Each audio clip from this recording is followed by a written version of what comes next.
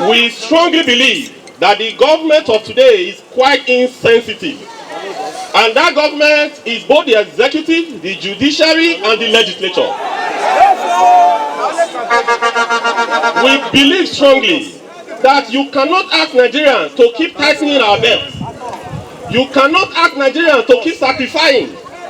You cannot ask a man who barely have 1 meal a day to now be eating garri for that day. The Nigerian masses have been battered. The Nigerian masses have suffered. The Nigerian masses are passing through excruciating difficulties. But in all of these, we have not heard what the president of the country has said regarding the cost of governance. We have not, now we are screening ministers. These ministers will go back, they will have 10 aides. Those that 10 aides are going to have senior assistants. The senior assistant will now have a PA to the senior assistant to the minister's aide. Before you know, the numbers will go outside the roof.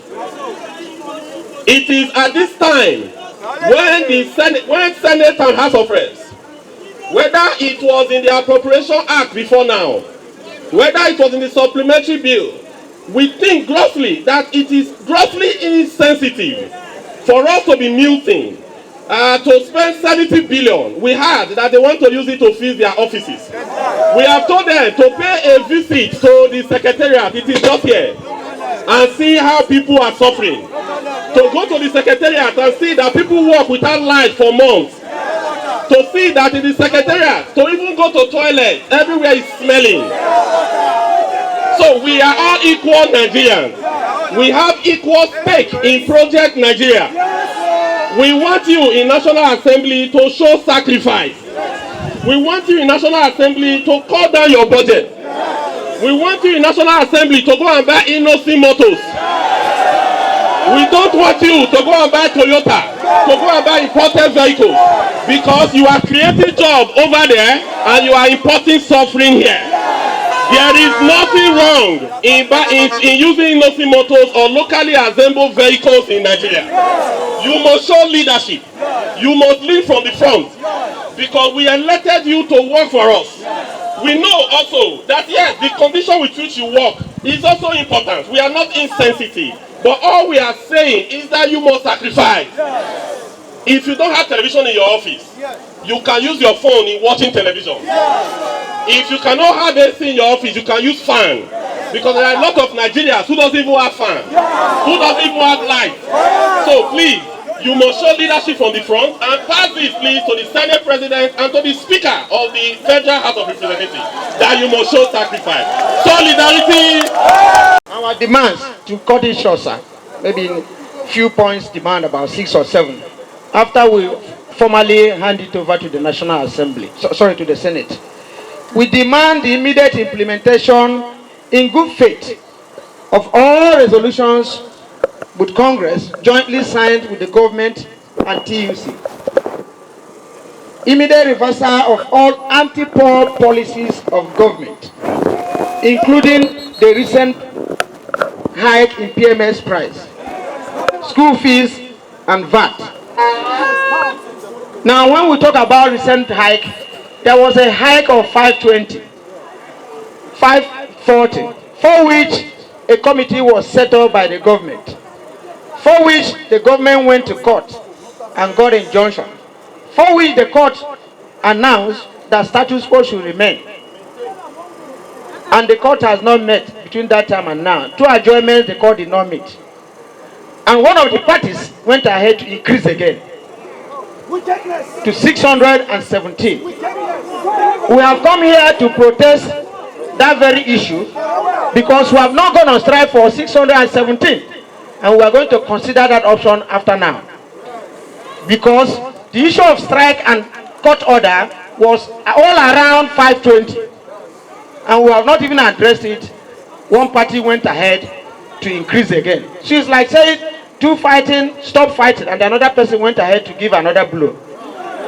That is where we are today. We now have to look at the law, distinguished senators. The law that says when you beat a child, if the child cries, you punish him again. I enter agreement with you, you fail to implement, I cry by maybe going on strike, you punish me. I want the National Assembly to look into this, the Senate to look into this, but it is in order. It is happening to ASU now. We had an agreement with ASU since 2009, it was not implemented. ASU went on strike, you imposed them with no work, no pay. Now you are the beneficiary of your incompetence and your refusal to obey the agreement. You have to look at that law. Because if you beat the child must of necessity cry, especially when they waited for almost 10 years. We have to respect the sanctity of agreements. The fixing of all local refineries, Port Harcourt, Warri, and Kaduna. In the dire statement by Mr. President, no comment was made on this. And we can't continue to run an import-driven petroleum system, energy system. It will depend on what they call the vagaries of the market. If the dollar goes to 1,000 naira per dollar, they will import at that rate and increase it and tell you it's market forces. Who is market forces? Nigerian workers want to know who is market forces. Because, and then by the time you equally maintain a single market, where everybody will go to that market, exchange, and import, then the naira is gone. PMS seem to be life wire of the economy of Nigeria. And this is a natural resource that was given to us. We have no business refining abroad. We have no business importing PMS. There are over 200 commodities or products that could come out from refining of petroleum products. Nigeria is not benefiting from it. We are subsidizing workers from other countries where refining is taking place. You harvest cassava in your farm, you sell cassava, and you buy garri. That's the economy we are running here. It's unacceptable. We have to think of it. Closely related to this was the agreement we agreed on CNG, compressed natural gas. Nigeria has a large deposit of gas that could last for the next 500 years. And now by our last assessment in 2020, a liter could cost as much as 90 naira. In the current rate, a liter will not cost more than 150. And that was an agreement we signed with the government, that we should explore the CNG gas option as an alternative. Instead of forcing every Nigerian to buy at 600 and 30 and 40 and whatever rate, there should be alternative. Those who want PMS can go for PMS. And by that time we had an agreement. We did a pilot study in Edo. Over 5,000 vehicles are running on CNG in Edo. And I don't know what it will cost this government to do even 1 million, convert 1 million cars within 3 months for us to go take that option. Some people are frustrating it to compel all of us to use PMS. We're only asking for the release of the 8 months withheld salaries of university lecturers and workers. Very important. It's very highly inhuman. You know, people cannot even manage their salaries to the end of the month. And now you see somebody's salary for 8 months. The National Assembly, the Senate should please, look into this matter to help us. To accord priority recognition and support to the Presidential Steering Committee and work of its subcommittees. Since the committee was set up, no subcommittee has concluded work. It may interest you that Mr. President said they are having talks with Labour. We have not met at the Labour subcommittee. The committee has not been inaugurated. And the subcommittee is to talk on wage award, because minimum wage is a national legislation. When we discuss minimum wage, it comes to the National Assembly for you to pass it into law. The existing minimum wage will expire by next year. So we can't wait till next year. So as a matter of palliative or cushioning the effects of this subsidy, there is what is called wage award. It is known in this country. The Doge award was there. Even this January, the federal government gave 40% of salary increase to each workers to cushion the effects of the COVID-19. This is done. We need to discuss this and bring that as a palliative.